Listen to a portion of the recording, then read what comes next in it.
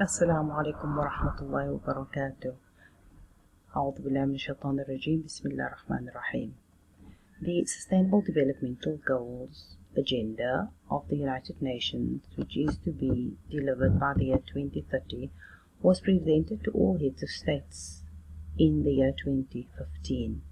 17 goals have been identified, and these goals are accompanied by 169 targets and 232 indicators. The first of the 17 goals is to alleviate poverty.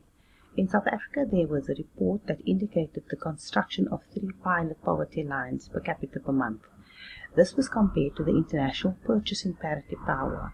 The food poverty line and the lower poverty line was 87 rand per capita per month, which was compared to the PPP of the United States, which came to $2 per day, while the upper poverty line appeared to be 174 rand per capita per month. The Islamic perspective on poverty is that Allah subhanahu wa ta'ala is the provider of all sustenance to everyone, because Allah is a Razaq. The material wealth and the riches that people are indicating to is normally of a monetary value. Poverty is thus not able to be eradicated if money is to be the only indicator of wealth and well-being. The provisions that comes from Allah is that which He decides to place on any specific community. He gives to whom He wishes, and He withholds from whomsoever He wishes. A number of ayat in the Quran is evident to the concept of provision. The hadith of the Prophet ﷺ reiterates this understanding of giving and gifting, and sadaqah, for example, in one hadith, is indicated to extinguish sin as water extinguishes fire. The Prophet ﷺ also indicated that those people who are gifting others with the wealth that Allah has blessed them with will be of the groups of people that will be in the shade under the arsh of Allah on the day of Qiyamah. The second goal of the Sustainable Developmental Goals is zero or no hunger.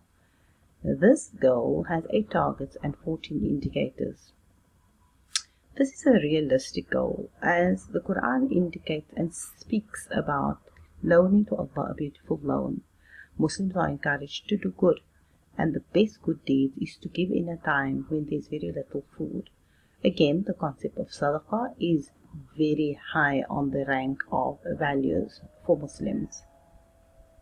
Sadaqah is giving halal wealth and giving of the best of what you have, and giving to those people who are in need, and not for gaining power and not for showing off, but merely for the pleasure of Allah.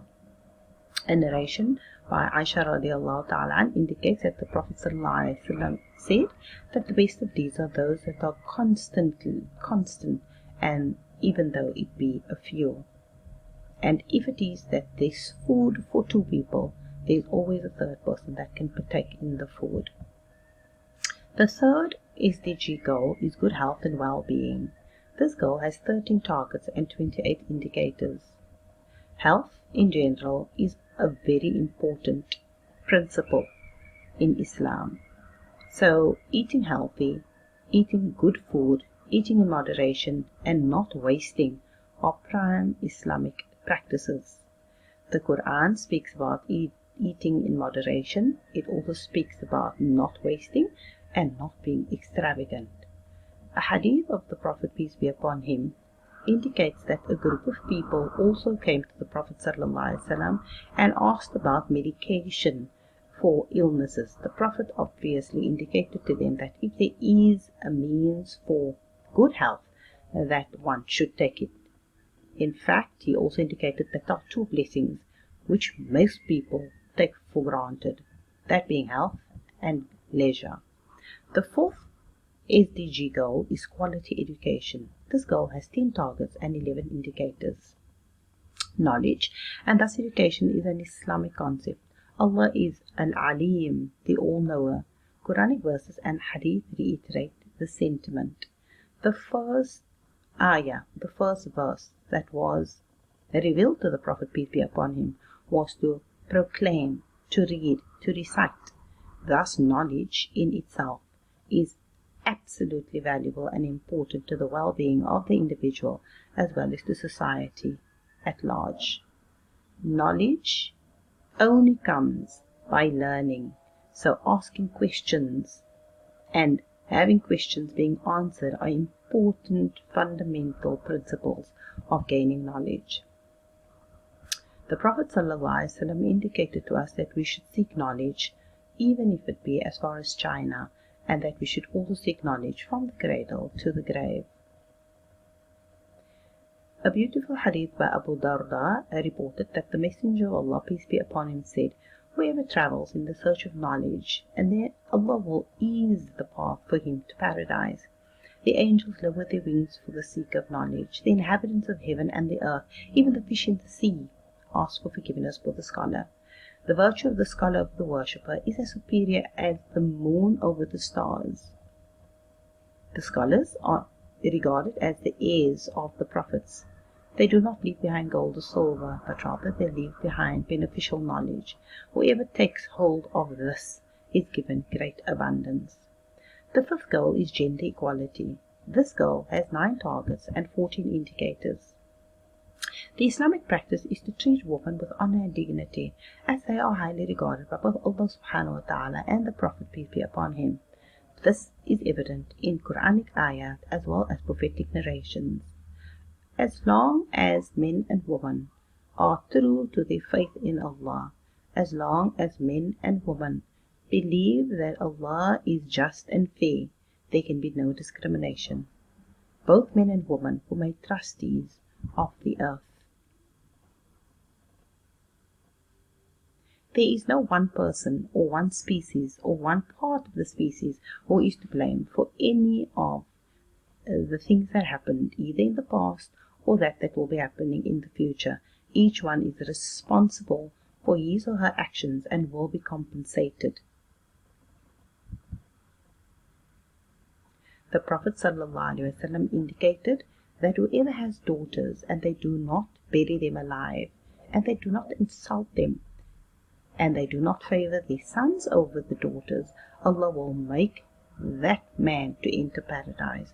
Daughters can also be regarded as shields from the fire of Jahannam. Rasul ﷺ also indicated that whoever supports their daughters, they will be together with the Prophet, peace be upon him, on the Day of Judgment. The Prophet ﷺ also indicated that both women and men are equally responsible for their moral, ethical, educational, political, and other responsibilities. The 6th SDG goal is clean water and sanitation. This goal has 8 targets, which must be achieved by the year 2030, and these targets are measured by using 11 indicators. Water is the fundamental basic block of all life.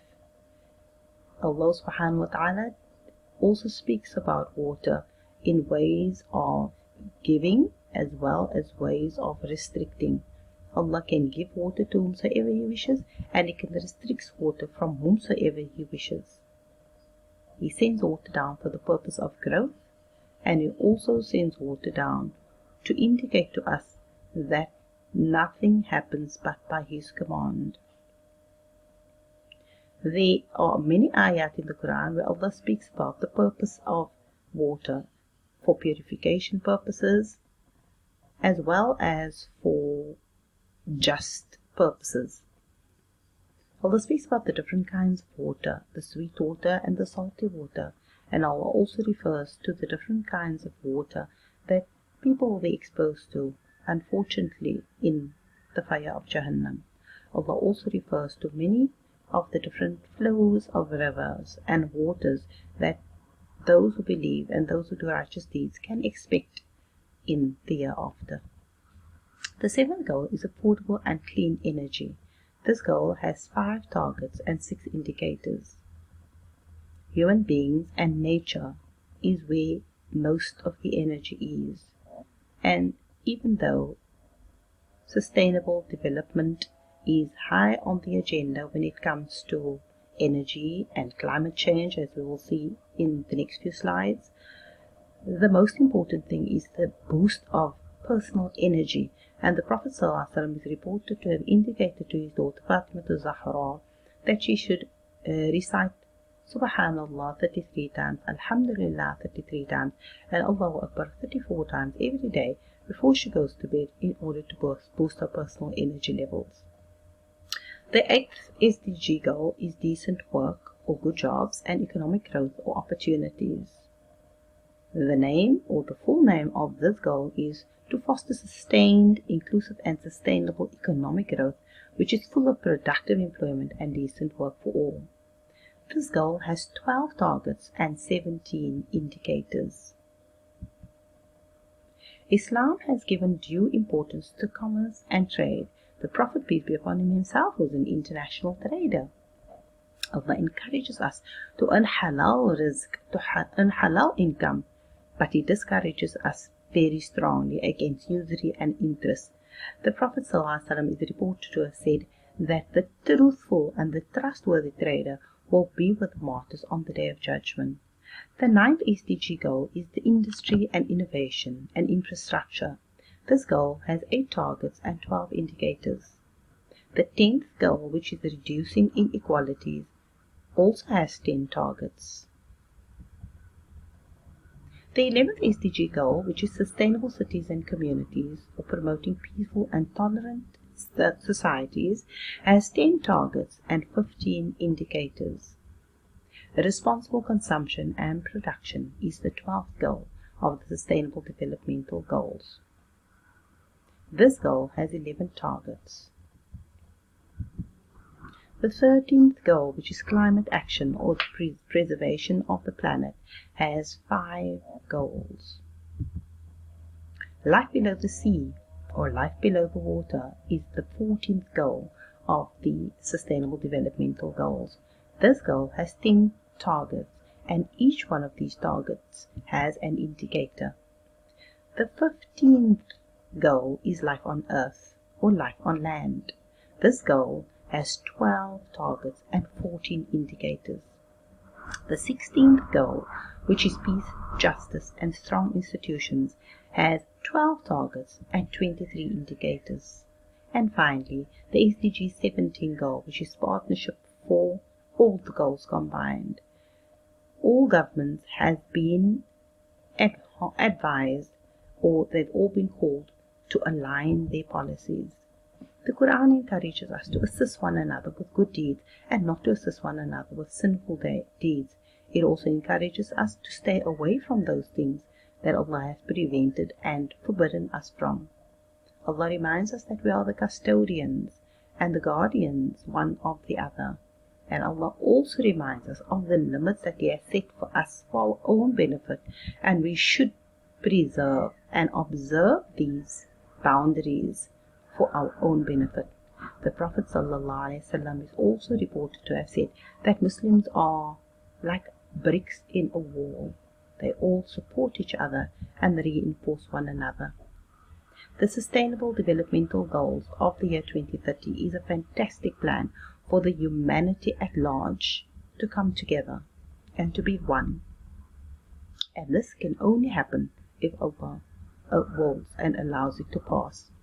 Islam has most of the answers of the current and future problems of the world. The Prophet, peace be upon him, has come as the seal of the prophethood. He has come as a mercy, a warner, a giver of glad tidings, a light and a guide, and as one who came to perfect our character. The foundational sources of Islam, which is the Quran and the life of the Prophet, peace be upon him, is where true salvation lies for one and all in this life and in the hereafter.